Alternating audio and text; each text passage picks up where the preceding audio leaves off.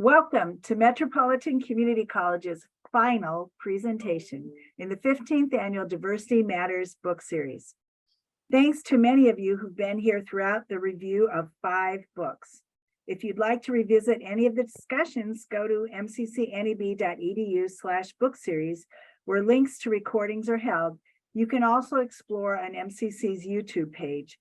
Both of these addresses will be posted in the chat. Your microphones and chat with other audience members are turned off. Send your messages or questions for our discussion leader through the chat function to moderator Barbara Velasquez. I will present your questions to our discussion leader. And also please watch the chat for important messages. The online evaluation link will be presented. We'll give you a chance to win a copy of today's book, House of Sticks. At this time, however, I'd like to welcome Dr. Cynthia Gooch-Grayson, PhD, Metro's Associate Vice President for Equity and Inclusion, who created the Diversity Matters book series 15 years ago. She will introduce today's discussion leader. Thank you, Barbara. Wow, that dates me even more than my silver hair. Good afternoon, everyone. Good afternoon, good afternoon, good afternoon. It is a privilege and pleasure to introduce our speaker today, Mr. David Dinh. David was born in Saigon, Vietnam, and is a part of a group of Vietnamese refugees who fled the communist regime in the early 1980s. His family uprooted their lives and sacrificed it all to escape and look for a better life in the United States to achieve the American dream. As a part of his journey to the United States, he was on an overcrowded junk boat until they landed in the Philippines. Once in the Philippines, his family was sponsored by a local church in Lincoln, Nebraska. They are forever grateful for their sponsorship. When they landed in Lincoln, David came with a total of 11 people. Shortly after, 5 fled again to warmer climates in California. Many of them were not used to the brutal winters in Lincoln. David and his parents and siblings settled in Lincoln, and David lived in Lincoln for about 33 years of his life until he moved to Houston, Texas, where he currently resides. Many of his most fondest memories happened while he lived in Lincoln. He wanted to share a few of these memories for nostalgic sake. He loves Amigos, Runza, Amigos on our street, Runza and Valentino's, all downtown Lincoln. His family are devoted Catholics, and he attended St. Mary's School for elementary education. He loved attending Lincoln High School, where he thrived and became the vice president of student council. He attended the University of Nebraska at Lincoln, and his best time was during college. He is a TRIO alum and served as a student worker for Upward Bound and the vice president of the Asian Student Alliance. Go Big Red. His first job out of college was with State Farm. He loved working with the people at the Lincoln Operations Center. He is still employed by State Farm, but now as an independent contractor. He owns his own State Farm insurance agency. He misses the people that he met in Lincoln, who had an important part in helping to shape him into the person that he is today. As much as David loved Lincoln, he always felt that there was something missing.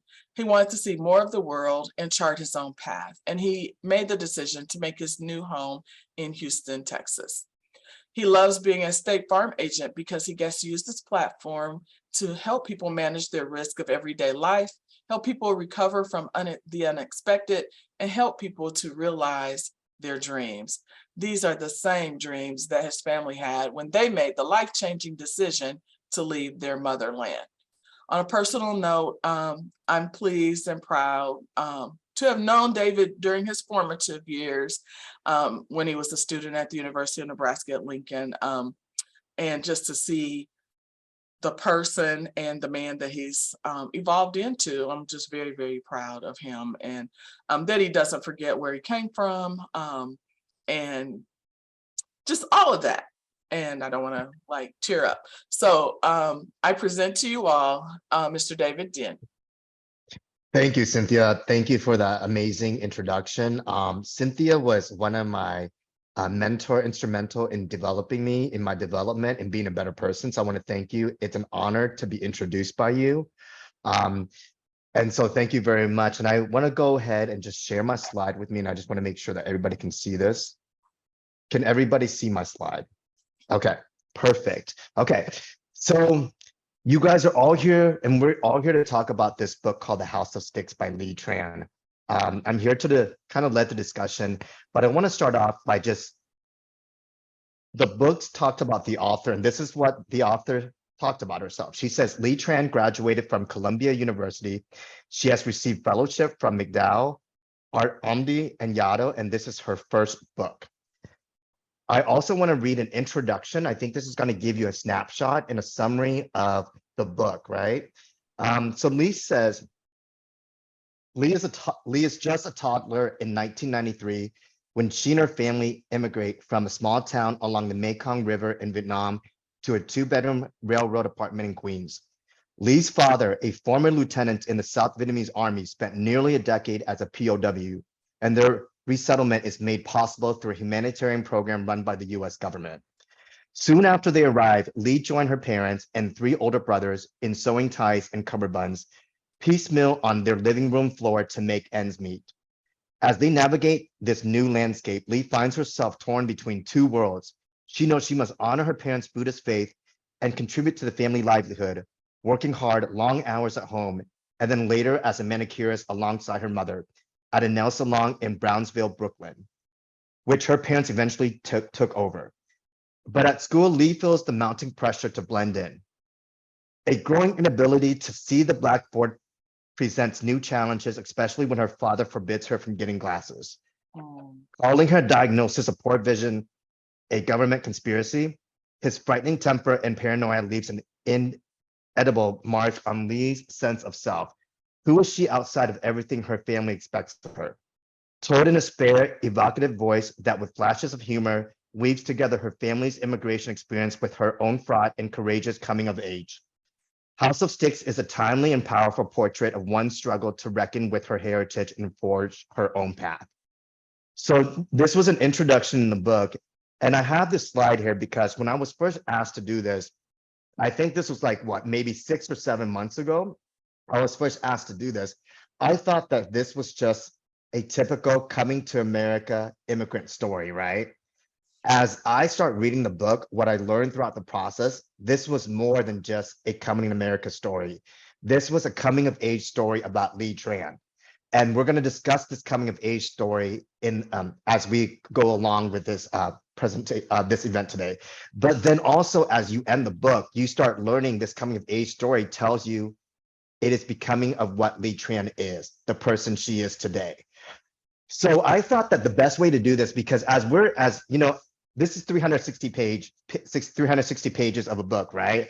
And so we have an hour to discuss this book, but I thought that it would be in our best interest if I also had you guys engage and interact throughout this conversation. So it kind of takes its own path on maybe what your perspective of what, when you read this book, of what your perspective was and what you got from it, right? But I do want to break it into 4 areas of Lee's life that I thought were important, that were life-changing parts of her life. So the first part that we're going to talk about is Lee's childhood. The second, and as we talk about these different parts of her life, I actually want to use a whiteboard. And this is where the engaging interactive part is going to be. I want to use a whiteboard, and I want you guys to either write words or sentences that maybe connected you to Lee's childhood. You know, and we'll go through that in a little bit. But the second part of Lee's life that I thought was important was Lee's adolescent years. And then if you read the book, it's the next part is the hunter years, right? While the hunter years was a crazy time for Lee. And then the next part of her life that we're going to talk about is the post-hunter years, all right? But let's start and talk about Lee's childhood. So I'm going to go ahead and I'm going to use the whiteboard. So hold on a second. Okay, just write your words and just let me know what words pop up. Okay, Barbara? We've got fingernail polish, Okay, okay. frightening, Frightening, okay, okay. New York,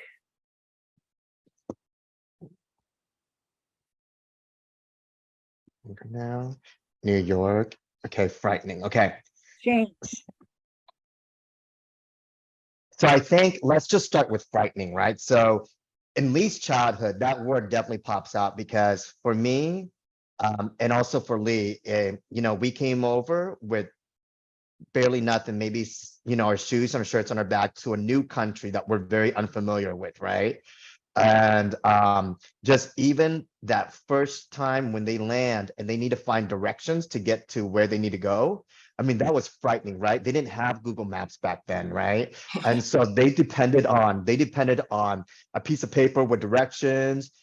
Even that didn't help. They had to ask someone for help, and then they kind of just figured itself on, right? And just being in a different country that you're not used to, it's definitely gonna be a frightening experience, right? So that's a really good word, I think, to really understand that childhood that Lee had, right? And for me, it's moments that even with Lee, she didn't know what was going on half the time because she was so young, right? I mean, that those first that first maybe 60 pages that I read, you had this feeling like a little bit naive, but she was naive because she was just young, right? New York, oh man. So we landed in Lincoln, Nebraska. Lincoln, Nebraska is what, maybe 1/100th the size of New York in terms of population, right? And so growing up in Lincoln, Nebraska, it was very more slow paced, relaxed, and probably a city like New York City, right? But yeah, I don't know how my life would have been different if I ended up in New York versus a city like Lincoln, Nebraska, right? But for them, just navigating around in a city like that, taking train stations, being used to the metro, um, from what I got, they mainly stayed in their community or the area that they lived in. Sometimes they would go to like the swimming pools, right? Or the parks, or stuff like that. But for me, when I read the book, they mostly stayed in their community or their area. The other one that someone put was fingernails, right? So are we talking about the fingernail polish situation, Yes, right? yeah, it says Okay, fingernail polish. yeah, okay. This is so cliche to say, right? But a lot of Vietnamese, well, a lot of nail shop owners were Vietnamese or were Asian, right? And there was an article that I want to say like maybe 2 years ago that really explained why there was such why a lot of Vietnamese and Asian people uh, decided to end up being in the nail shop business, right? There were all these ladies who wanted really nice nails in New York, and it really did start in New York. And they were looking for folks who could do nails really well. And for some reason, Vietnamese ladies or Asian ladies back then, they just had an art with them when it came to precisions of nails and stuff, and that just really took off. And you see now a lot of Vietnamese and Asians own a lot of nail stores, right? It's cliche to say, but that is the reality of it. But you know what? I took some notes here about also the Lee's childhood and certain things that for me it was almost like an awakening of my childhood. It brought up a lot of memories that for me I kind of like have not thought about in a very long time, right? And I started giggling because I was like, no way, you went through the same thing too. So I'm going to give you some of those examples that you might think that are like small, but for me it was like, wow. So if you remember, there was a part where the dad brought home Dunkin' Donuts and Dunkin' Donuts, and there was the other thing, Dunkin' Donuts, and there was one other thing that he brought home, right? And remember when the mom and the daughter followed the father and found out that he was asking owners, can I have the leftovers? Guess what? That's what we did when we were younger because we were poor. We didn't have the food, but we loved Dunkin' Donuts, right? So I remember moments where my dad and my mom would come home and I didn't realize at the time that they asked for that food, so that was touching for me. So that was something that was really touching for me. And then let me see here. I've always David, grown could up. I say Yeah, one thing? I yeah, know of you said course. it's okay to jump in.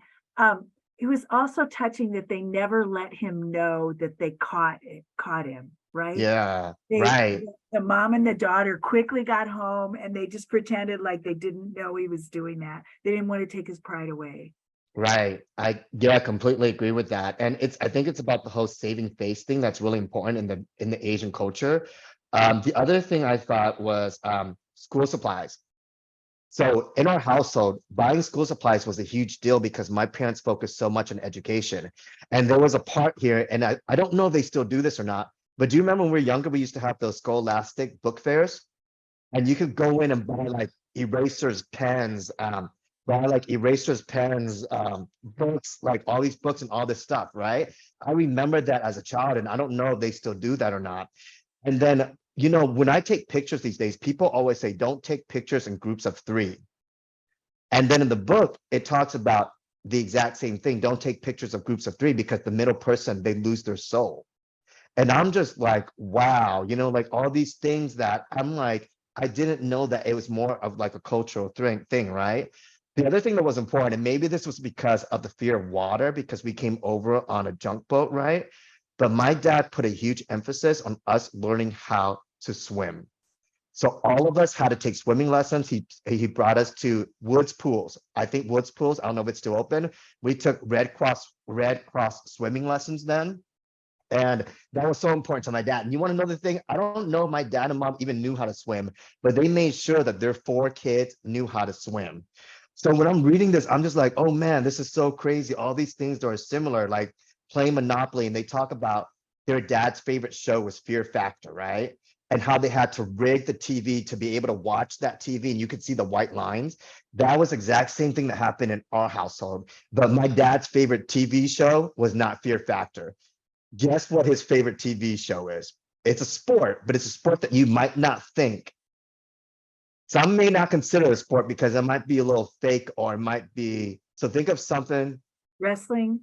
Yes, he was a big fan of WWE wrestling. It was crazy. He made us watch it all the time and all that good stuff. And then the other thing I remember in our childhood, and again, I think we're away from this because now we have like iPads, but I remember Saturday morning cartoons was like our favorite thing to do. And that's when it was like our family time. Like our dad, we would wake up at 6 or 7 in the morning and then we would watch cartoons and that would be like our family time, So that was really cool just to kind of hear some of those similarities, just on like our child and how we grew up.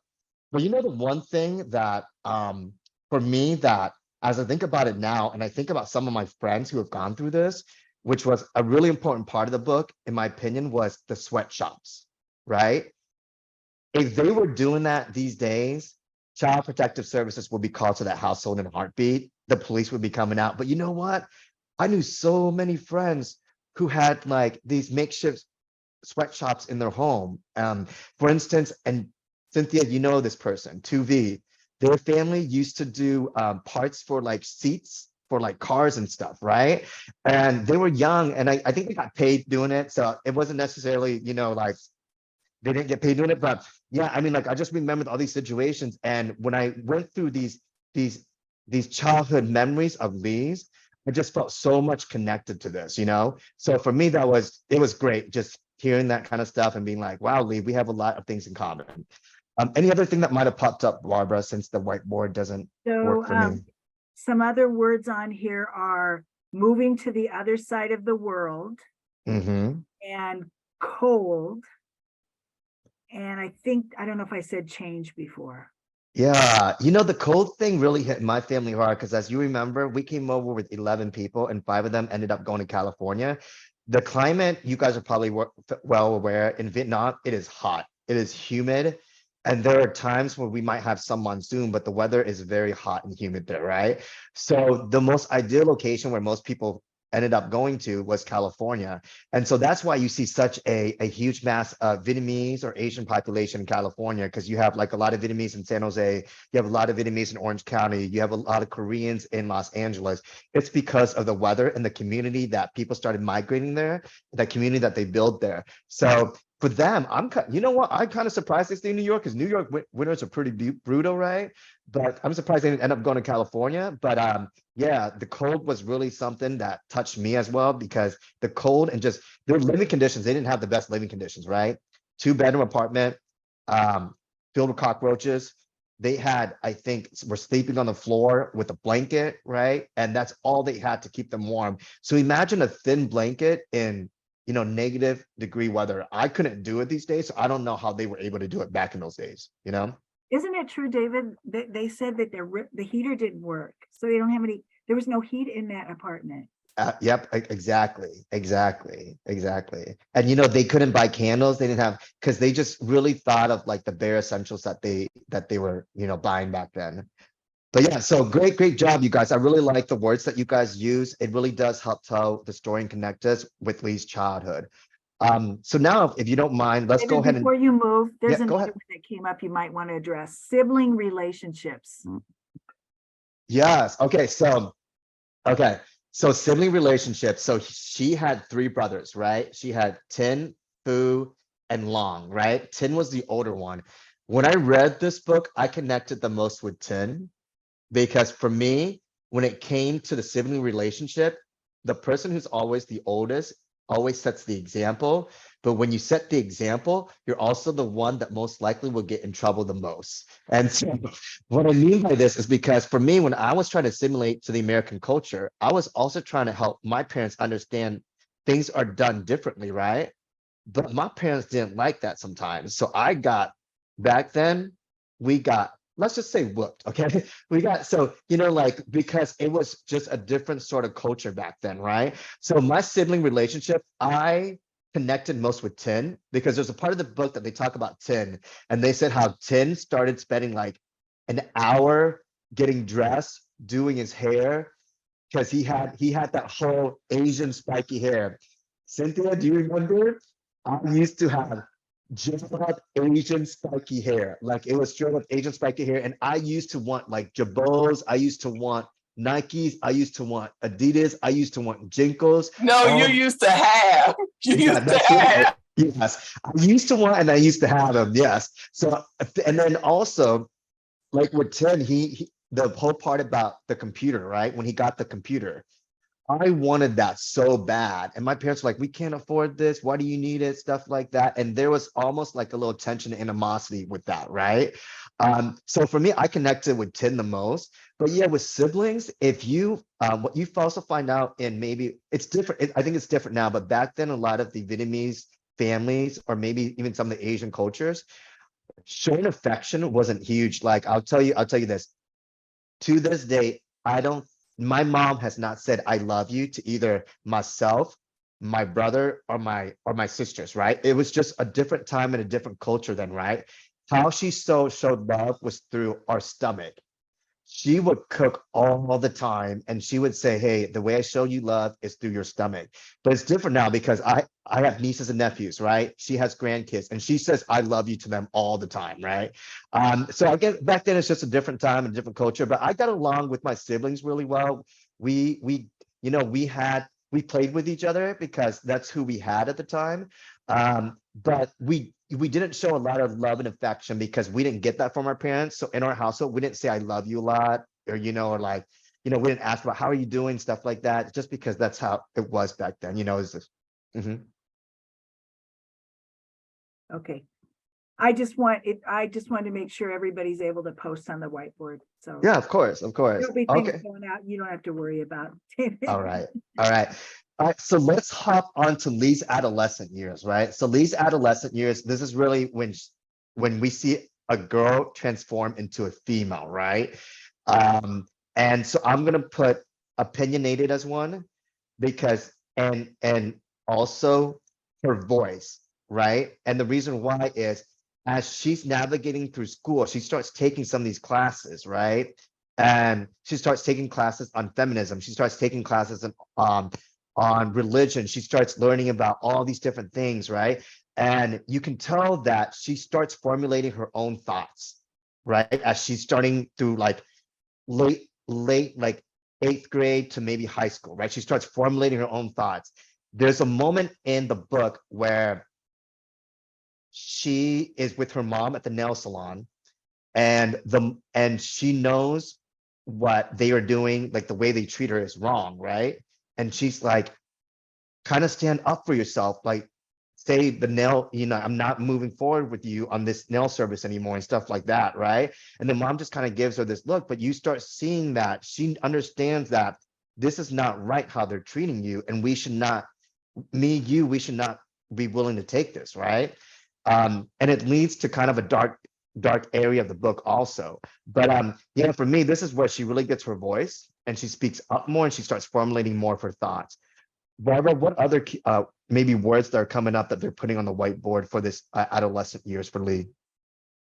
So everybody start, just go ahead and add to the same board, but we have questioning. Yes, yes, yes. She's questioning a lot of things. She's questioning her parents a lot, right? I mean, I think this is the part of her life where she is questioning her parents. She is questioning her dad. She starts seeing her dad in almost a different light. She almost is like a light of resentment, a light of how can you treat mom like this, right? She starts seeing that. She's more vocal about that. So for me, I love it because she's coming to her own and she's starting to have her own voice. But she also, there's always a side of her that she's like, well, I can't push it over to the cliff too much. I can't go over the edge too much, right? With it, right? She always tries to stay within a certain type of lane and doesn't want to try to leave that lane sometimes. But yeah, that's a really good one. The other thing is, I do want to talk about this because I think this is the chapter that really hit me the hardest in terms of the subject matter, right? And if you guys remember, the chapter was called Betrayed by Our Tongues, right? For me, that was just, oh my, how do I say this? It was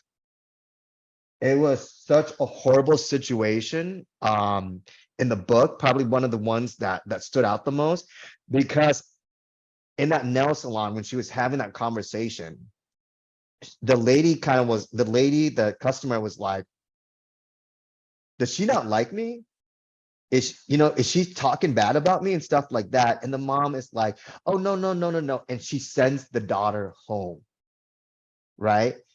And then now on the way home, she's at this train station and then she's alone with this stranger with like some 25-year-old guy, she says, and just horrible things starts happening, right? This is the first time that she's ever kind of had a situation of sexual harassment or, that kind of thing happened to her. And she's just taken aback. And for her, she wanted to say something, but nothing came out of her mouth. And so there's these two instances where at the nail salon, she was silenced. And now when she's at the train station, she's silenced again because she can't speak out. And then when she goes to the train station attendant for help, they're kind of like just brushing her off because they really don't know what she's saying either. Like, what are you saying? And it's a horrible experience to experience. I think at that time she was only 13, right? I think the book said she was only 13. So that really struck out for me. And I think that caused definitely some trauma throughout her whole life, right? Because she didn't know what this was that she was getting in contact with. And for me, it was just a very sad part of the book, but it was a necessary part of the book to kind of understand the things that goes on in the rest of her life. You know what I mean? Some of that depression stuff that we'll talk about later. Any other keywords that are popping up, Barbara? So we've got contradictions and we have Uh-huh. hopes and dreams. Hopes and dreams. Okay, so let me write. Yeah. So I'll do the hopes and dreams part first.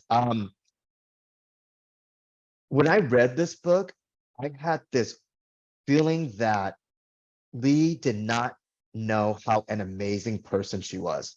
Lee did not know the full extent of her intellect, right? Because there are moments where she felt that I should do better or I was never enough or stop complaining about stuff and stuff like that, right? So I felt like she never fully understood how amazing of a person she was. But imagine this, she took that test where all her three other brothers didn't pass, but she did. But the whole time while I'm reading the pages, she kind of downplay how intelligent she was or how intelligent and how just amazing she was. But she ended up being able to get into the Bronx School of Science, which her brothers weren't even able to get into, right? And the whole time she just kept talking about how intelligent Tin was, intelligent Long was, intelligent Fu was, but just never gave herself that credit. And that for me even continued throughout, like when she was at Hunter and all that stuff, right? So that hope and dream part, and even like her dad kind of like saying, oh, well, you're a girl, you're gonna probably just help us one day, stuff like that. There are times where they try to crush her hopes and dreams, but man, there was just something about her that I think so many other people saw, right? You have your Miss Wash, you have your Dr. Hayes, you have your Pams and stuff that were for me, were good in the moment of the time because they help her understand, yo, you're so talented. There's something bigger here, and you need to continue your education. You need to do this. And we're glad that she did. And then the other thing you said, contradiction, right? So yeah, I want to say that I think throughout her life, she did go through a lot of contradictions through her life, right? But also at the same time, I did start seeing her to find her voice more, But I want to just talk about maybe some other funny parts about this. So do you guys remember the part where I think it's the first time the mom gets a customer at the nail shop and she's like, "Hey, yes, my name is Diane. I can help you," right? And she blurts out this American name, and Lee's like, what are you talking about? Your American name is Diane, right? And it just brings me back to a story because back then when I first became a citizen, when I was 1 year old, and I still remember this. I went to the courthouse, and part of the process of becoming a citizen is you have to take a test, and they're asking you like, who is the first president of the United States? Can you recite this? All that good stuff. And then after you do that, you get sworn in and you become a citizen. And one of the great things that one of the great options that you can do is you get to pick an American name. And so they're like, well, Hui. So that was my name back then. Hui, what would you like your American name to be? And I'm like, wow, I was put in a spot. I'm like 6 years old, so I'm put in a spot. Like, I have to pick a name that's going to be with me for the rest of my life. I chose my best friend's name at the time. His name was also David. So I ended up choosing David as my American name because I didn't know many other American names, right? But the thing is, it's funny because even with like my aunts and my moms, there's only so many American names that you choose from. So I have 4 aunts and all their names are Kim. So all their names are Kim. So it's like Kim Mai, Kim Pho, Kim Lon, right? So that when she talks about like picking that American name, it just made me giggle a little bit because it reminds me of like all my aunts being Kim. My mom's a Linda. Okay. So it's like Diane, Linda, and Kim's, right? So yeah, it just made me giggle inside. And that was a really just endearing part just to hear that about like, hey, my American, and she was so proud. She's like, oh, I'm Diane, call me Diane, so that was really cool to read that in the book. Anything else, Barbara, that might be popping up? We have get her eyeglasses and mispronunciation of her name. Right. So some people call her Lai, right? But the real pronunciation is Lee, right? I still get my last name spelled wrong. So if I ask people how do you spell Din, usually people would spell it D-I-H-N versus D-I-N-H, right? So I get that. So I felt that from Lee. And you know what? It got so common to a point where I'm just sometimes like, oh, okay, I'm just like, oh, okay, I kind of just let it be okay, Let's see here. Oh, there's something. Look, okay. Sorry, I'm just looking at my notes here. But yeah, yeah, any other ones that are coming up? Eyeglasses. The eyeglass. Okay. Throughout the book, I really wanted to shake the dad. And I just wanted to say, please finally give her eyeglasses, right? So that's the one thing that maybe was a little bit different from my dad versus her dad. My dad did not have that government conspiracy theory that if you wear eyeglasses, the government is out to get you, right? So my dad was actually a college professor back in Vietnam. When he came to the US, that college professor degree didn't really amount to much just because, it wasn't accredited on that stuff. So he ended up working at the DMV, and he was the mailman for the Department of Motor Vehicles downtown in Lincoln. And if you see a picture of my dad, and you'll probably see it later, his glasses were probably half an inch thick. And half an inch thick. And then I also wore glasses. So he understood the importance of good vision. But yeah, just stuff like that. I was just like, that's a little bit different because their dad had this whole conspiracy theory. And I still remember things that scared our family, right? Because he believed that. And I remember the first time I had asthma and my parents didn't know what it was. I was underneath my bunk bed and I could not breathe at all. And my parents were like, what's going on? I was like, I really can't breathe. I feel like my throat is closing up. And they were like, well, can you hold on until the morning? Because if we take you right now, because it was at night, I would have to pay money for the emergency room and we can't afford it. So can you wait until the morning and I can take you to the general doctor, right? And I was like, okay, okay, okay. But like that whole night I kept wheezing, right? I kept wheezing. So just these different stories about like how much better the medical health is compared to Vietnam. And like the things that you hear over there, like these myths and stuff, is kind of like science was much more, it was much better in the US, right? We still had these myths back then and how to cure certain things using herbal medicine, or like they even talk about using spells sometimes to outspell stuff, right, in the book. So yeah, that really brought me when you talk about like the whole eyeglass thing and just like how medicine is completely different here than it is in the US back then, you know? Any other ones? Oh, I can't hear you for some reason. I think you're on mute. That's my Yep, fault. I turned myself off, but it's okay. it's not on the board, but you and I talked about this before we opened today, and it was, you just reminded me that that almost being forced to follow the Buddhist practices was part of adolescence also. Follow the Buddhist practice with the adolescents. Yeah, so religion was so important in this household, right? And religion, you could tell there's moments where she did pray to the different Buddhas for assistance, right? But if you recall, there was a part of the book where she says, where have you been when I needed you? She says that, and then it made me just think about like, for us, sometimes when we go through difficult times, we ask God, where are you at? Or Buddha, where are you at? Right? But throughout the book, her faith never flickered. Like she, at the end, I can tell she was still Buddhist, right? But there was a part in her book where she showed vulnerability, where she says, where were you when I needed you? You know? So I think that faith was important to her, but she also struggled where she was like, where are you in my time of need sometime? You know what also was really, for me, was kind of like an eye-opening experience. So when she had that situation happen to her in her train station, you know, she never told her parents about that. So I wonder, did her parents find out through this book?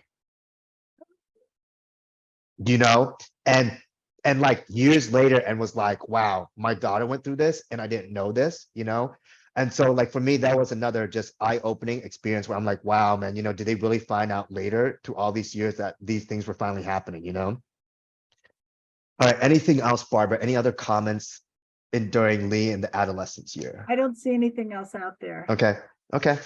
So let's talk about the hunter years, right? So the hunter years is when um, Lee passes a test, right? She passes one of the state tests, and she earns admittance to the Hunter Honors Program, right? And so for this part, she names it specifically "Welcome to a New You."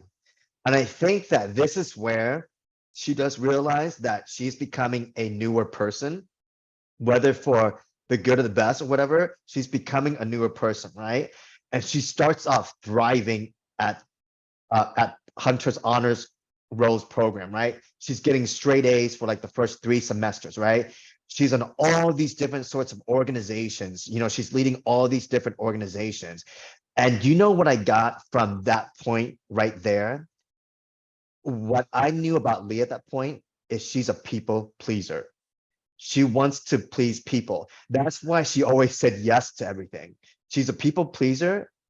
And the sad part about this is that she put herself last a lot of times through this process, through Hunter, like through going to the Honor Roll Hunters program, right? Because she was involved. And it was just sad because she kind of did lose her voice a little bit. And then she went through a period of depression, right? And we'll talk a little bit about that more because I think that was so important to really understand Lee and how her past and stuff made her, you know, it was part of this journey that she had to go through. And, you know, the depression part was really tough for me to read. But she also wrote it very eloquently so that it wasn't like so dark, right? That's what I got, right? But I want to see what kind of other words came up during this time, Barbara, that you see during the 100 years. So we may be getting farther into the book where people didn't get a chance because I'm not. Gotcha. Okay. But I see success and I see over involvement. Yes. So yeah, that over involvement. She said yes to everything. I mean, I don't know if I could do it. I don't know if I had that energy or that enthusiasm that she had, where she was doing like 4 different organizations at a time and getting straight A's. For me personally, I think that would have been a lot on someone's plate, right? And she did well, but I think it all came crashing down, right? And there's this moment where she shows up to Dr. Hayes' office and she's kind of disheveled, right? And at first I was like, is she okay? Like, I'm asking myself this, is she okay? Because she shows up disheveled. But then the doctor kind of says, hey, you know what? Are you suicidal? Have you ever a suicidal thought? And she lied about that, right? She lied about that. And that was sad because for her, I felt like it was very hard for her to open up about what she was going through a lot of times. And as you read later in the book, when Dr. Hayes actually admits her to a psychiatric hospital, right? And during the psychiatric hospital, they're waiting for the doctor to give them instructions on how to proceed and how to administer her in this hospital, right? And for almost, I think, like over a week or so, they couldn't get a hold of this doctor. This doctor left the country while they admitted this, and they kept saying, well, we don't know what to do with you, but they were still giving her medication, right? And for me, it was such a sad moment in the book because she really felt abandoned, right? From this abandonment, though, she was also very vocal about Dr. Hayes about, hey, I don't feel like that was a really good thing that you did to me, right? So the 100 years for me was, you saw her thriving, but she also went through a lot of some of those really difficult times. You know what I mean? Let's see here. What else? Is there anything that else is popping up, So Barbara? now we don't have the board up. I don't know, Joe, if you want to put the board up again. Oh, okay.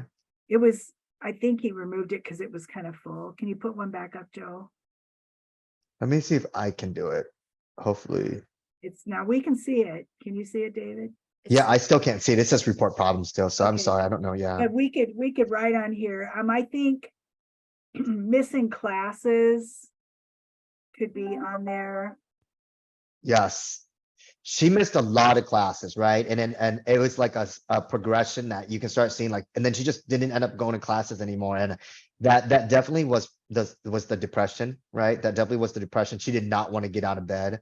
I know people who have similar, issues where I just can't get out of bed. I don't want to do anything.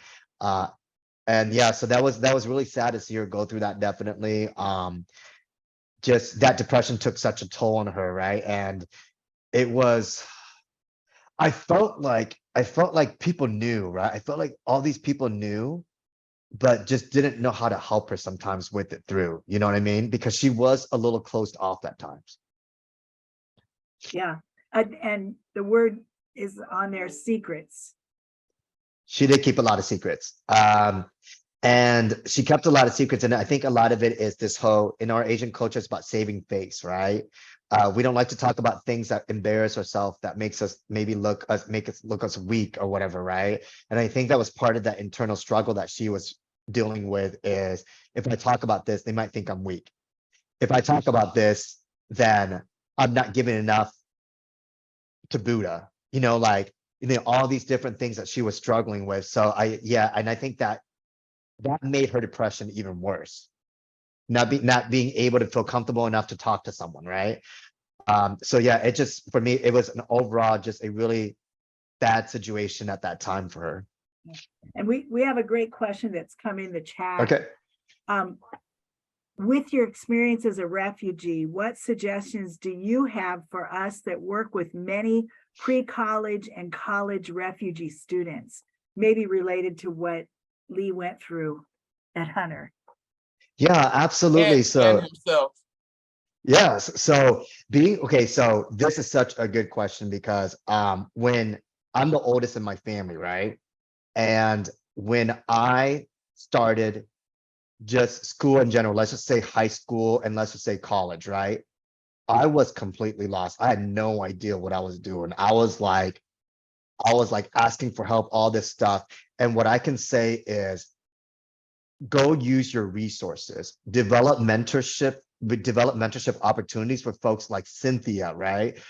With like the diversity inclusion offices, with connect yourself with those, because they do have some really great people that work there. They do have some really great resources, and their job, a lot of these organizations' job is to make sure that you're successful through college, right? And for me, I was fortunate enough to connect myself with Upward Bound, and they helped me through that, right?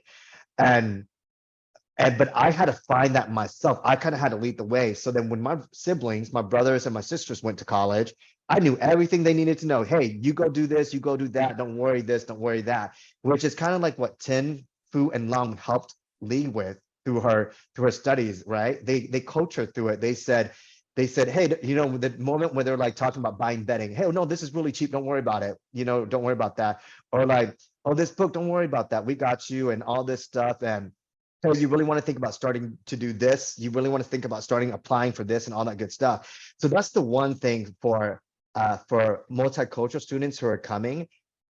Don't I guess don't over expect they know what they're doing, because a lot of times we don't. And if there are organizations that can lend a hand, you know, either multicultural studies, whatever those is, all that good stuff, go on and help those students, because a lot of us sometimes we're lost, but we don't want to show it. You know what I mean? Part of that showing face kind of deal. Any other ones? If not, we can move to We post can move Hunter. forward. There's Yep. no, Okay. All right, guys. So the last part of her life I really want to talk about is this post Hunter experience. So after she's completely done with Hunter, right? And I guess for her, she realized that Hunter was not the type of school for her, right? And she just decided, you know, I'm not connecting with Hunter. And so while she lost like her scholarships and all that good stuff, she did ask the school to live there for another 2 months, but she would have to pay for it, right? So people were still under the impression that she was still going to Hunter, but really at that point, she decided that she's already wanted to drop out of Hunter, right?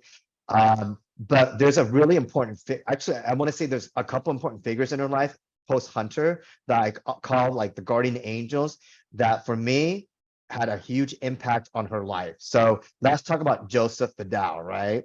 So if you read the book, Joseph Vidal is this guy that she meets, and they end up forming a friendship, and they end up being more than friends. They end up being lovers, right? But I feel that Joseph gave her meaning to her life, because Joseph had a son named Ethan. And Ethan was getting tutored by Lee, and she loved that, right? She loved the part about being able to be influential in someone's life, someone young, right? And not have to go through the different challenges that she have. And that for me was such a beautiful part about the book, because Joseph, I think, was 30. He was in his 30s, right? Lee was 19 or 20, and he had a kid. So imagine, like, if she told her parents about that relationship, that would have been, they would have not reacted very, very kind to that, right? But she saw meaning and she saw purpose in that. And that also led her to being a tutor, right? And then led her to being a tutor, where she was able to help pay for Columbia, the school that she ended up going to, right? And that's where she really thrived. And that's where she really started taking more of her literature courses and all that good stuff. But yeah, Joseph was really one of those guardian angels post Hunter. The other two guardian angels I want to mention about, because she had so many great people in her life that did have a really great impact, right? And for me, it was touching because they never gave up on her. They never did when they could have, right? The other one I want to give a shout out to is Pamela, right? So Pamela was a person that Dr. Hayes introduced her to back when she was in high school, to kind of talk about some of the issues that she was doing. But she connected very well with Pam. She connected with Pam more than she connected with Dr. Hayes. But what Pam did, Pam Pam gave her the guideline and direction on what she needed to do to continue her to her secondary education, right? And kind of helped her get her foot in Colombia. She did. And not only that, but she also helped pay her tuition because she needed money, right? She said she paid like this fee for her and all this stuff. So Pam was another guardian angel that was post-hunter. The last one I want to talk about is Miss Lou. In the book, if you read it, Miss Lou decided that for her birthday, she did not want any birthday gifts. She wrote a letter to all her friends and said, instead of giving me money, I want you to support someone else's hope and dreams. And they did, right? I think they got like 3,000, not 3,000 just from that movement that she was doing, and it helped her pay for her schooling. So there was a lot of great people post Hunter that really helped her and develop her into this, into this person she is, and and helping her writing this book and helping her tell her story, because she did tell her story. That's when she started telling her story in Colombia with her 20 other students in one of her classes. So post Hunter for me was almost like, yay, and then you start seeing her parents coming around, because at the end of the book, they talk about, the dad brings up, so can you really see with contacts? Is it really that bad and stuff? And he's still kind of like antagonizing her about this whole vision thing, right? But he says, well, have you thought about LASIK? And she's thinking, what are you talking about? How do you know about LASIK? Like, and he's like, well, I've been reading about LASIK, and that way you don't have to put anything in your eyes. And she's like, wow, okay. And then she's like, well, it's expensive. And he's like, well, don't worry, I've been saving up so I can pay for it. And at that moment, I was like, he evolved as a parent. He evolved as a person who is starting to see the assimilation into American culture. It looks much different than what it was in Vietnam. So that was a really great part of the book to end it, because I think what she was really trying to say is, as much grief and stuff as I got from my parents, I still love them and they still love me. Yeah. So that was a really great part of that book as well. Any things that are coming up with? Yeah, there's some comments here. And this goes back to being at the hospital. Okay. I may not be saying this clearly, but I thought Lee did get one good thing out of being abandoned at the hospital. She finally sort of gave herself permission or acknowledged her anger.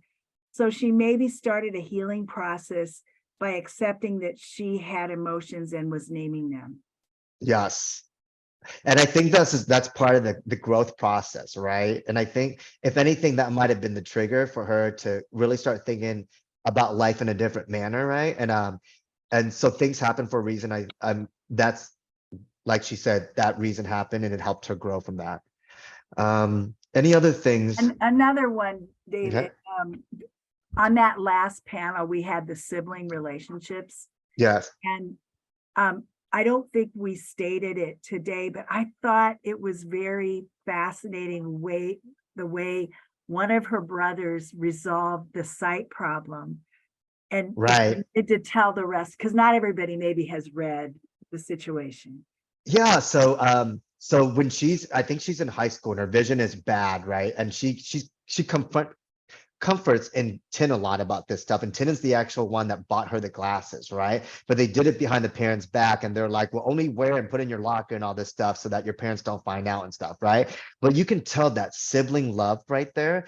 And also that post-Hunter period, the sibling starts reuniting more, because she makes a trip out to Seattle and all the brothers are there. They all live on the West Coast now, right? And what I love about this is I get a sense of feeling that the Tran family, they now start feeling, I made it. This is the American dream, because she starts talking, well, I got to drive in my brother's BMW. He has a 3-story house and all this stuff. And it's like, those are the things that we wanted growing up. And that's the things that kind of, those are the things that express to us that we have achieved the American dream. So when the siblings started reuniting more and they started talking about all these things that they have, it made me have this sense of like happiness and purpose, that I really felt that they did achieve the American dream, Exactly. And yeah, so I do want to move on. I know I have like 3 minutes left, right? Uh-huh. So, okay. I'm gonna So there, as you can see throughout the book, there are certain themes, and I'm not gonna touch base on these real quick, but like religion was a theme that from the beginning to the end of the book was an important part of it, right? The religion being a theme, uh, the eye issue, the myopia being a theme, the lack of affection in the household being a theme, right? And education being important. That was another theme that went from the beginning of the book to the rest of the book. I thought that it was important, and I want to share this because as I'm going through this, I wanted to also write my own love letter to Lee, just kind of like my message to Lee about um just kind of like if I had to write a letter to Lee, what would that look like, right? So let me just see here from current slide. Okay, can you guys see this letter? No, we cannot. Okay, There we go. now we can. Yes. Okay, so it says, Dear Lee, thank you for sharing your special story with me. I'm also an immigrant and your story resonated with me. I found uniqueness and similarities in our stories. I wish I was there to help you through your tough times, but I hope you were also aware that you were not alone during those tough times and surrounded by love. The way people show love and support can come in all sorts of shapes and sizes. I hope one day we can have lunch and share more of our stories with each other. Sincerely, David Din. So if I had to write a letter to Lee, this would be my letter to Lee. And I challenge you guys, if you guys have read the book, what would your letter to Lee be? You know, would you say, I'm sorry that you had to go through this? Would you be like, you know, I'm glad you made it through all this? What would that letter look like to Lee? So I challenge you, if you want to post it here, you can. I know that we don't have much time, but if you know, or share it with me later, that's perfectly fine.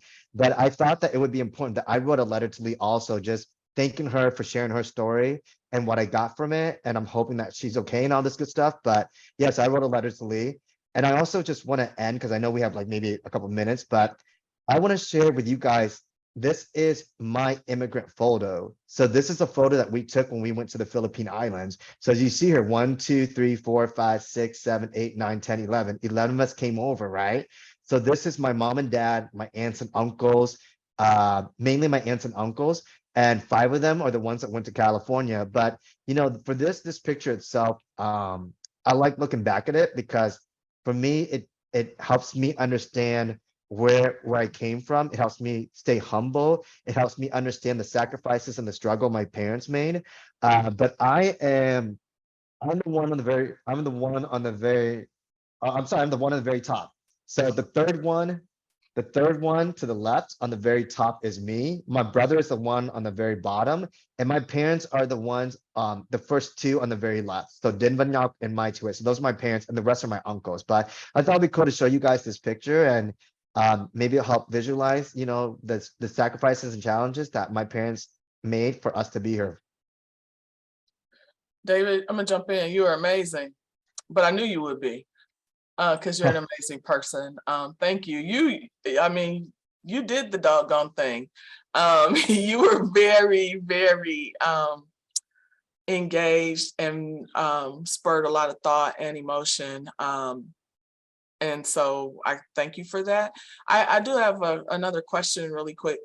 Do your parents talk about their experience, or are they the type of parents that, you know, that's in the past that happened and we don't talk about our immigration, you know, as refugees to the United States? That's a great question. So it's the latter. They don't talk about it much. They don't like to talk about it much because my dad was also a POW. Oh, Yeah, my dad was also a POW. So, but they tell us stories enough so that we don't lose it, you know. But the person in my family that I must say who is the storyteller is my aunt. My aunt Kim. She's a storyteller, and so she's done a great job of trying to make sure that we never forget. You know, so we never forget. But there've been moments where it's been difficult for my mom and my dad to talk about it, you know. So yeah. And also earlier you mentioned assimilation. What are things that you do? I mean, like, what's the balance? Right.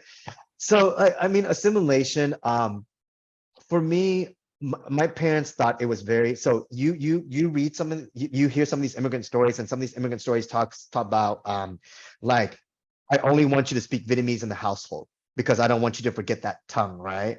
My parents were different. They wanted us to speak both because they were like, I really want you to be Asian Americans are Americans. And, by doing that, you have to learn the English language. So some families were like, no, when you're home, you can only speak Vietnamese. But my parents were like, no, you can speak both, right? And my parents loved that we were into like pop culture, like, because, pop culture and like listening to like, I still remember listening to Whitney Houston back then and all this good, like pop culture, right? And like just hanging out with friends. And like for me, it was important that when we had birthdays, it wasn't Asian food. It was like, do you want a pizza party? Like, because we didn't have pizza in Vietnam. And then when we found out about pizza, we're like, we want pizza, that we want that for our birthday. So stuff like that.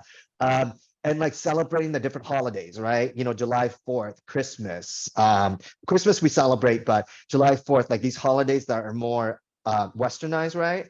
So, those things were important to us. And just education, they thought like the American education system was the best. I still think it is the best, right? And so those are the things that the assimilation part that I think that, that you're talking about. Yeah. Okay, thank you. Yep. All right, thanks again. And we have trio staff on here. Gotcha. Upward Bounds in the house, Veterans Upward Bound, and Student Support Services. So we appreciate, we're going to support always because trio works. So Barbara, we're over time. So you want to wrap us up? Thank you. Thanks, everybody. If you will get an email from me if you have a message that you would like to send to Lee Tran that we will share with David, just shoot it to me in that email. But you've already seen it perhaps in the chat. We have an evaluation and Joe's going to put that slide up. We do appreciate your feedback. That link is also in the chat and it will be emailed to you. And then we'd like to remind you that upcoming next Thursday is the Cinco de Mayo celebration. You can still register. If you want to be there in person, everybody's told us they're sick of Zoom. South Omaha campus, $15 is going to cover a wonderful served to your table lunch by La Mesa restaurant. But if you can't get away, it is free to watch on Zoom. So we've got a couple options there. That's also in the chat. And then Asian American and Pacific Islander Heritage Month is May 2023. We want you to watch for notices about that. That'll be coming up toward the end of the week here. Thank you. And just real quick, I want to thank Metro Community College for giving me an opportunity to speak about this book and to share the story about Lee. And thank you, Cynthia, also. I think Cynthia was the one that suggested me. And thank you, Barbara, and the rest of the staff there, Shannon, and everybody for helping out today. I thank you, and I wish you guys an amazing rest of the week, all right? You Thanks, too, David. David. Bye-bye. Bye-bye. Goodbye. Awesome.